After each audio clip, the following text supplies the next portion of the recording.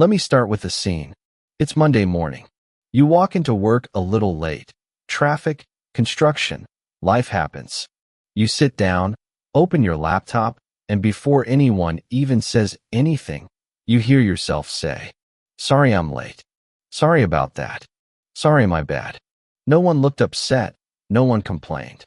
But you still apologized. And it didn't stop there. You apologize when you ask a question, when you give feedback. You apologize when you take up space, when you exist. And at some point, people start treating you differently. They interrupt you more. They listen to you less. They assign you less authority, even if you're competent, smart, and reliable. This video is about why that happens. Not because apologizing is bad, not because kindness is weakness, but because constant apologizing quietly changes how people perceive your value. And most people never realize it's happening until respect slowly disappears. Think about this. Have you ever apologized for something that wasn't actually wrong? You say, "Sorry to bother you. Sorry if this is a dumb question. Sorry, I just wanted to add something." Nothing wrong happened. No mistake was made. But the apology came out automatically, almost like a reflex. And here's the uncomfortable truth. When you apologize too often, people stop hearing it as politeness and start hearing it as self-doubt. They don't consciously think, "Oh wow, this person lacks confidence." Instead, their brain quietly registers, "This person doesn't fully trust their own right to be here." And humans are extremely sensitive to that. Most people who over-apologize didn't choose this habit. They learned it. Maybe growing up, you were taught to be agreeable, respectful, low maintenance. Maybe conflict felt unsafe. Maybe speaking up got you labeled difficult. Maybe being quiet kept the peace. So you adapted. Apologizing became a social lubricant, a way to soften your presence, a way to say, "I'm not a threat. I'm easy. I won't cause trouble." And for a while, that works. People like you. People feel comfortable around you. People say you're nice. But adulthood, especially work, leadership, and social hierarchies, plays by different rules. Here's the part most people miss. An apology isn't just words. It's a signal. When you apologize appropriately, after a real mistake, it signals accountability. But when you apologize constantly, without cause, it sends a different message.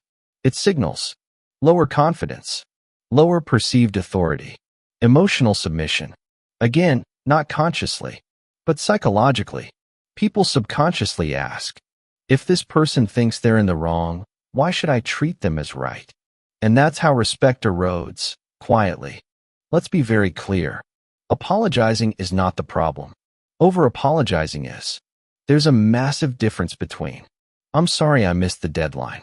That's on me," and sorry, I know I'm probably wrong, but."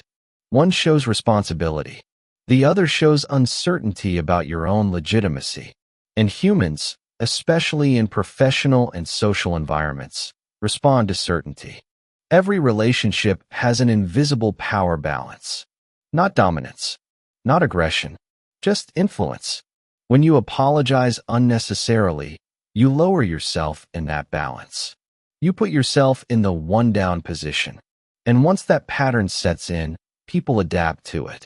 They interrupt you more easily, expect you to accommodate them, assume you'll yield. Not because they're bad people, but because you train them.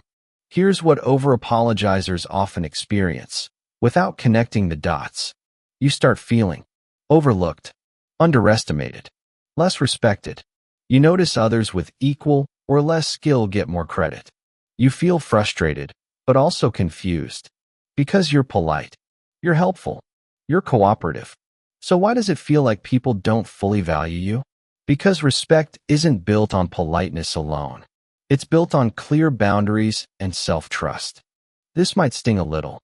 People don't follow the kindest voice in the room. They follow the clearest one. The one who speaks without apology. The one who doesn't pre-shrink themselves. The one who sounds like they believe they belong. Confidence doesn't mean loud. It doesn't mean arrogant. It means I'm allowed to be here. My words have weight. I don't need permission to speak. And constant apologizing undermines that message. Here's how the loop forms. You apologize to be polite. People interrupt you more. You feel smaller. You apologize even more to compensate. The cycle feeds itself until one day you realize you're respected less and you don't know when it started. This is where change begins. You don't need to stop apologizing entirely. You need to replace unnecessary apologies with neutral language. Instead of, sorry I'm late, say, thanks for waiting. Instead of, sorry to bother you, say, quick question. Instead of, sorry, I just think that, say, one thing to consider is, same politeness, different signal. You're not shrinking. You're standing normally. Here's what happens when you stop over-apologizing. People pause when you speak. They listen longer. They interrupt less. Not overnight, but gradually, because the signal changed. And humans always respond to signals. If this made sense, you're in the right place. Like and subscribe. Thank you for watching.